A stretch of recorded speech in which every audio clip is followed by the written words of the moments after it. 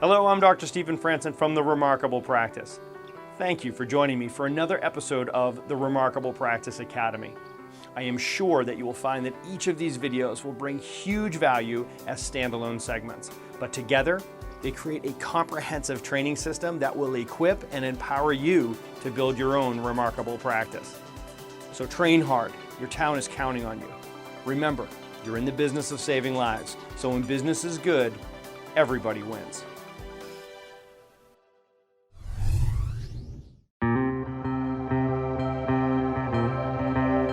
Before we go any further into our new patient process study, we need to have an absolutely critical discussion around the 4 key steps in any conversion process. These 4 steps must be followed in this exact order, or your conversions will suffer and your retention will plummet. I call these steps the 4 agreements. If you follow these steps mindfully and commit to this sequence, you will be amazed at the ease in which your ideal patients will comply with your recommendations. If you skip any steps, proceed through the steps without agreements, or change the order of these steps, it will be to your peril. And more importantly, you will have blown it for the person who came to you for help in the first place. The first agreement: agree on the problem. If you ask a patient what their problem is, they will most likely answer you with some symptom or crisis or condition. Now we know that this is not the problem. This is actually their complaint, and hence the expression chief complaint. Now, if you ask a chiropractor what the real problem is, they will most likely say subluxation. And with all due respect, this is also not the problem. This is the cause of the problem. The real problem is the life effect of the subluxation and the life effect of the complaint. The real problem is the impact that the cause and the complaint is having on the patient's life. This is a critical differentiation because people will give you their time, energy, focus, and money to solve their real problem once they own it. Your job is to ask the right questions in the right order so that the patients will tell you 2 things. 1, how is this preventing you from doing the things that you want to do? And 2, how is this preventing you from being the person that you want to be? These life effects get to the core of their being. These are highly primal values of every human, the things that we want to do and the person that we want to be. These are critical elements and they're hardwired into our deepest value systems of survival and identity. Your job is to make sure that the patient owns their problem before you present a solution. People will not take ownership over a solution until they take ownership over their problem. They must tell you how this has affected them in the past. They must tell you how this is affecting their present life. And finally, they must see and say how this will affect their life in the future if they were to do nothing about it. So the first agreement starts with a clinical experience, a consultation, an examination, a report of findings, and then agree on the problem. Once you have established the problem, the next step is to discuss goals. The second agreement is agree on the goals. You must get on the same page with your patients around objectives. If you do not find common ground here, your relationship as their doctor is going to be a stressful and unpleasant experience for you both.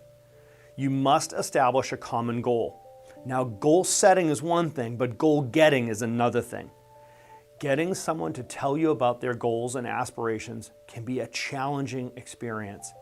Frankly, in many cases, you have not yet won the person's trust enough to share such personal insights. Many people will not feel ready to be so transparent and so vulnerable. They've spent their entire lives having their dreams beat out of them by a cynical world. Don't be surprised or offended if you find it difficult to get new patients to open up at this point.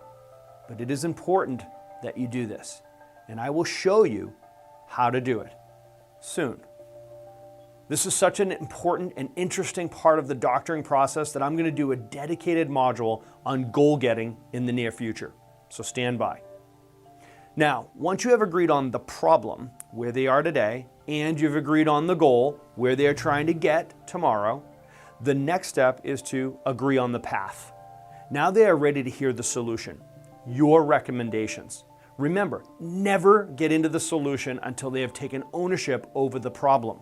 No one is interested in a solution for a problem that they do not believe that they have. Once a person has admitted and agreed that they are currently at point A and they want to get to point Z, then and only then are they ready to hear about the path. In fact, they are eager to learn about the path and get started. So the third agreement is the path. So now we agree on the problem, and we agree on the goals, and we agree on the path. The last step is the plan, the financial discussion. If you have followed these steps properly, then the plan is simply a reflection of the path. Your financial plan simply reflects the financial investment for the commitment that they've already made for their time, energy, and focus. Your plan should be simple and direct.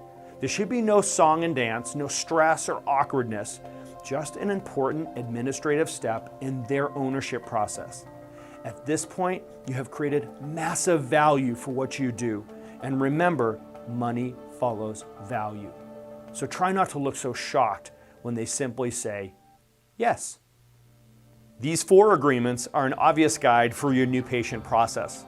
But make no mistake, these steps should live throughout your patient experience. New patients, reactivations, re-signs, and recommitments to care.